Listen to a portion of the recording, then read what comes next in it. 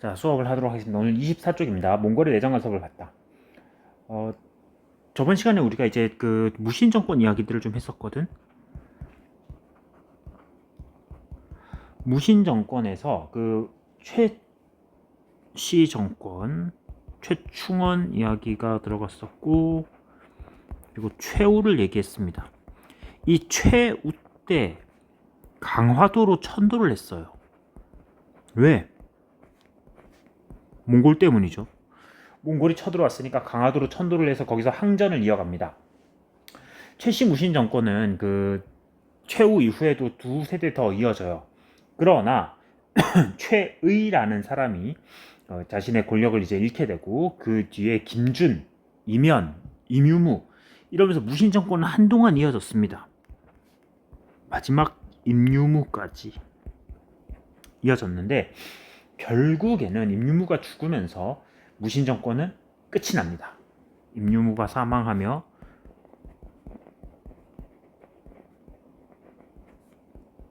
무신 정권도 끝나요.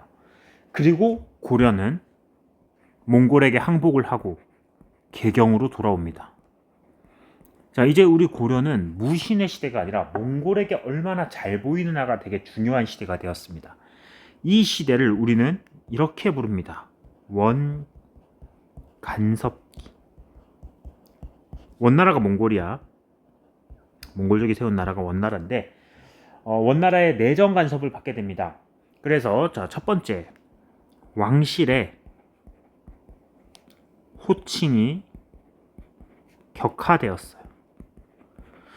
그전에는 뭐 우리 이제 태조, 뭐 광종, 성종 이렇게 조종을 썼잖아. 거기에 충렬왕, 충선왕, 충자를 붙여요. 이 충자는 충성하다 충자예요. 그러니까 원나라에 충성하는 왕. 그리고 폐하라고 부르던 것을 전하, 뭐 태자를 세자 이런 식으로 모든 호칭이나 관직이 격화됩니다. 그리고 일본을 정벌하기 위해서 원나라가 우리나라를 넘어서 일본 정벌을 위해서 정동행성이라는 걸 만들거든. 근데 이 정동행성은 일본 정벌이 끝난 이후에도 그대로 남아서 내정 간섭을 합니다. 우리나라의 내정을 간섭하는 기구로 남아 있습니다. 또 고려 왕은 원나라 공주와 혼인, 원나라의 부마국이라고 하거든. 부마, 사위, 부마국이 됩니다. 무조건 원나라 공주랑 혼인을 해야지만 됐습니다. 원나라 마음대로 고려 왕을 바꿀 수도 있었어요. 자, 그리고 영토도 뺏어갑니다.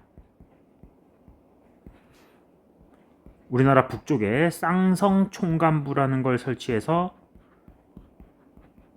동북면 쪽에 땅을 뺏어가고, 그리고 제주도에 탐라 총감부,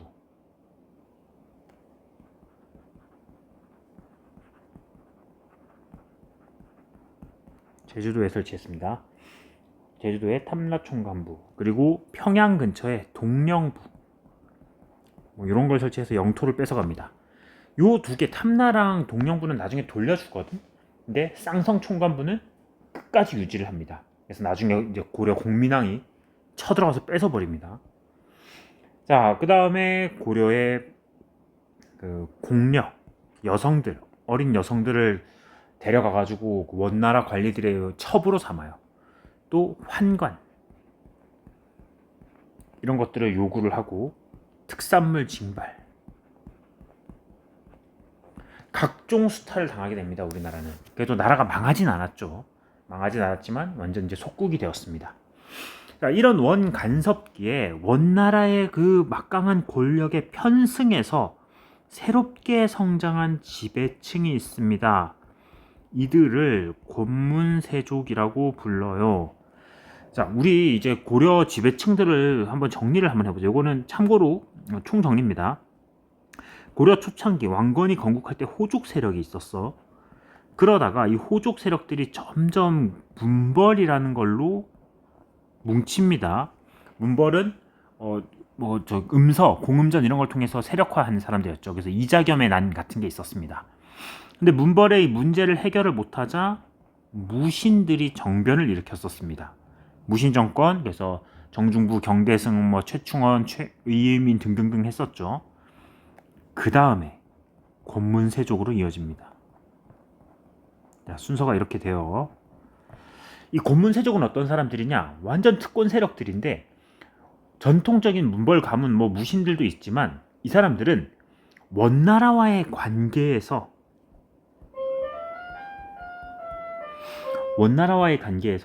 성장을 했습니다.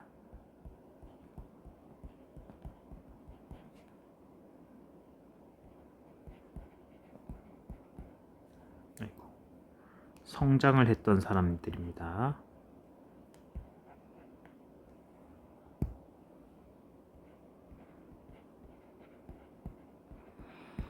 그런 사람들, 이 사람들은 그 고려 최고의 고위 관직들을 차지하고, 그리고 고려의 후반부에 도평의 사사라는 곳에서 여기를 장악하고 대규모 농장을 운영했습니다.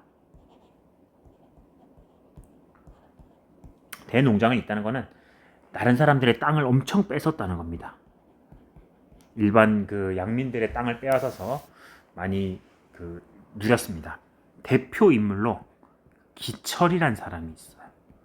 기철은 누구냐? 그 동생이 기황후입니다. 여동생이 이 앞에 있던 공녀로 원나라에 끌려가. 근데 거기서 출세를 해가지고 원나라 황후가 됐습니다. 이 기철은 하루아침에 원나라 황후의 오빠가 된 거야. 그래가지고 완전 세를 누렸죠. 자, 이렇게 고려 왕실이 완전 원나라에 눌려 있었는데 그걸 극복하고자 등장했던 인물이 공민왕이라는 사람이었습니다. 원나라의 국력이 쇠퇴되자 공민왕의 개혁,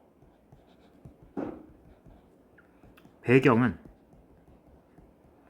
원의 국력 쇠퇴, 원나라가 약해집니다.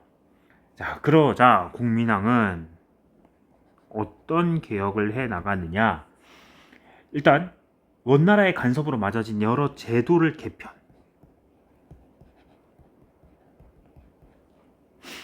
그리고 앞에 우리나라 내정 간섭하던 기구 정동행성,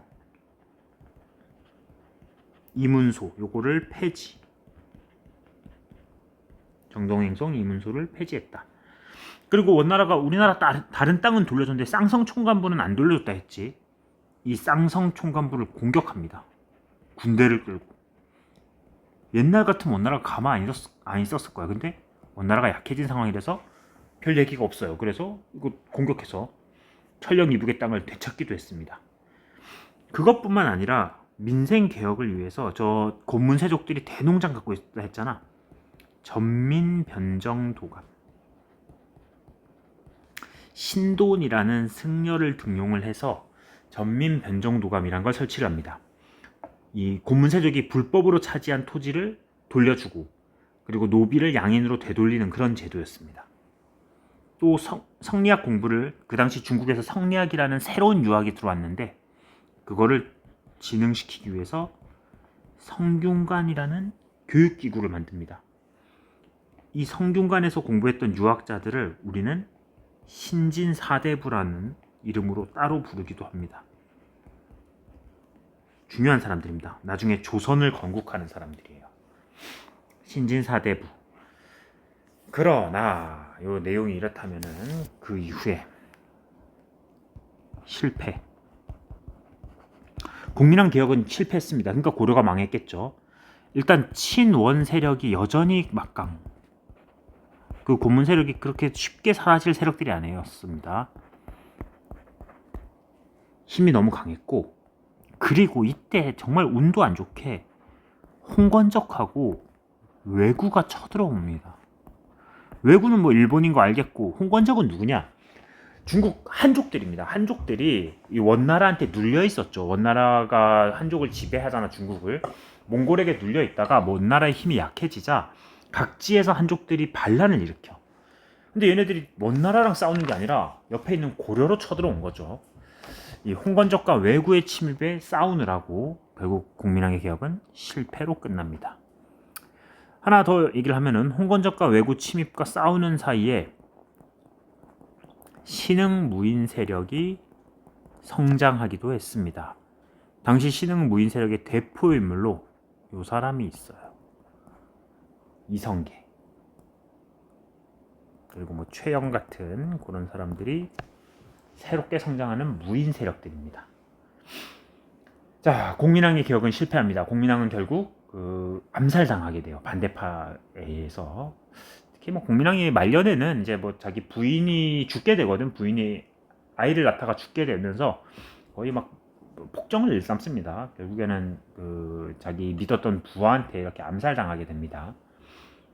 자, 그러고 나서 공민왕이 죽고 나서 다음 왕은 우왕이라는 사람이었어. 근데 우왕 때 중국은 명나라가 들어섰거든. 명나라는 한족의 나라야. 근데 아직도 원나라가 남아 있어요. 이 몽골족의 나라가.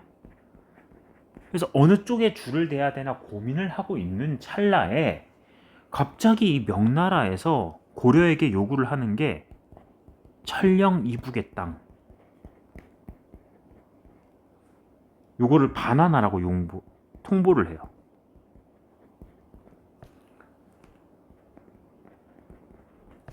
자, 천령 이북은 어디냐? 아까 얘기했습니다. 요 쌍성 총관부를 공격해서 뺏은 땅이야. 근데 그 쌍성 총관부는 원래 우리 땅을 가져갔던 거야. 그러니까 고려 입장에서는 원래 우리 땅을 다시 되찾은 건데 그걸 내놓으라는 겁니다. 자, 그렇게 되니까 고려는 이거를 참지 못하죠. 당시 이 홍건적하고 왜구를 침입을 격퇴하면서 성장했던 최영이란 사람이 여기에 반발합니다. 그래서 최영은 우왕을 설득해서 요동정벌을 추진해요. 요동이란 옛 고구려의 땅입니다. 그 만주벌판. 거기를 점령하자. 그쪽으로 올라가서 북진을 하자. 이때 최영의 요동정벌 추진에 이성계는 반대를 합니다. 둘이 대립을 하죠. 이성계가 최영과 대립을 했습니다. 그래서 사불가론 뭐 이러면서 4가지 이유를 대요. 작은 나라가 큰 나라를 칠 수 없다. 여름이라서 뭐 이게 안 된다. 뭐 장마철 때문에 또 안 되고 뭐 보급로가 길어져서 안 되고 치는 동안 일본이 쳐들어올 수도 있다. 이렇게 사불가론을 내세웁니다. 하지만 최영은 강행을 했죠. 결국 이성계는 군대를 끌고 북진을 하다가 군대를 돌립니다. 위화도 회군이라고 하죠. 위화도에서 군대를 돌려서 최영을 죽이고 자기를 이제 그거 했던 최영을 죽이고 우왕조차도 몰아내고 그리고 모든 권력을 잡게 됩니다. 이때 이성계의 옆에는 신진사대부, 아까 여기 성리학으로 공부했던